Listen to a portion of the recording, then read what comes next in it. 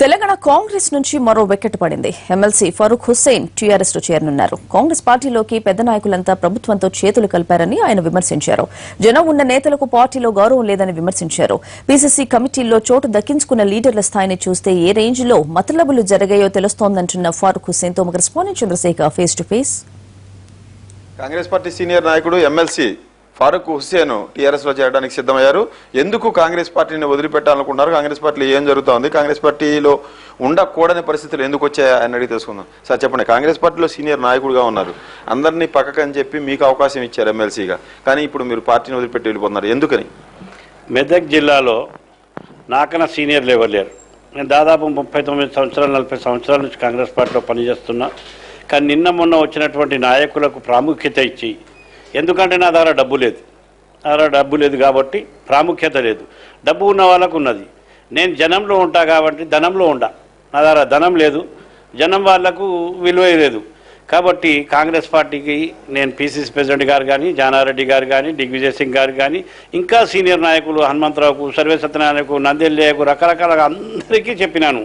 కానీ సరే మాట్లాడతాం, సరే చూస్తామని చెప్పింది. కానీ ఈ నాయకులది వాస్తవంగా కూడా ఇక్కడ రాష్ట్రంలో కానీ జిల్లాలో కానీ ఎవరి దగ్గర డబ్బు ఉన్నది అనేటువంటిదే ఆలోచిస్తారు తప్ప వాళ్ళ వెనుక జనం ఉన్నారా, ప్రజలలో ఉంటాడా, ఆయన కాంట్రాక్టర్ కావాలి లేకుంటే విజయ్ మాల్యా కావాలని చూస్తూ ఉన్నారు.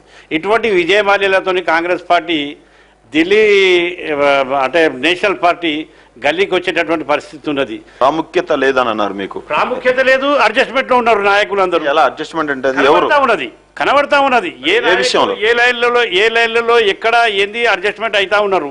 అందుకోసం పార్టీ బాగుపడేటటువంటి పరిస్థితి కనబడతలేదు. ఆరోపణ కదా అడ్జస్ట్మెంట్ అంటే, ఎవరు ఏ విషయంలో? అన్ని తీర్ల అడ్జస్ట్మెంట్ లో ఉన్నారు నాయకులు. గవర్నమెంట్ తోటి అడ్జస్ట్మెంట్ లో ఉన్నారు. కాబట్టి నేనేం చెప్తున్నానంటే, చెప్పి తల పోతా ఉన్నది, కానీ వినే పరిస్థితి లేదు. ఈ అడ్జస్ట్మెంట్ల గురించి ఎవరికైనా చెప్పారా నాయకులు? నేనంతా దిగ్విజయ్ గారు చెప్పినాను. హైకమాండ్ మీద కూడా చేతులు లేస్తా ఉన్నాయి, జాగ్రత్త. దిగ్విజయ్ సింగ్ గారు గతంలో ఎప్పుడు కానీ లేవలేదు, ఇప్పుడు లేస్తా ఉన్నాయి. అది మీరేనా ఇంకేమైనా ఎమ్మెల్సీలు కాంగ్రెస్ వాళ్ళు వచ్చే? రేపు నా లెక్క లోపల మగటోళ్ళు చాలా మంది ఉన్నారు, కోపం మీద చాలా మంది ఉన్నారు. రేపు నా లెక్క రావచ్చు. నేను వచ్చేది కూడా తెలియలేదు. నిన్ననే నిర్ణయం తీసుకున్నా, వద్దామనుకున్నా, వచ్చేసిన. కాంగ్రెస్ పార్టీలో ఉండే పరిస్థితి లేదని పెద్ద నాయకులు ప్రభుత్వంతో అడ్జస్ట్మెంట్ అవుతూ పార్టీని తాకట్టు పెడుతున్నారు. అందుకోసమే పార్టీని వీడి టీఆర్ఎస్ లో చేరుతున్నారని ఫారూక్ చెప్తున్నారు. కెమెరామెన్ వెంకట యాదవ్తో కలిసి చంద్రశేఖర్, ఎన్టీవీ, హైదరాబాద్.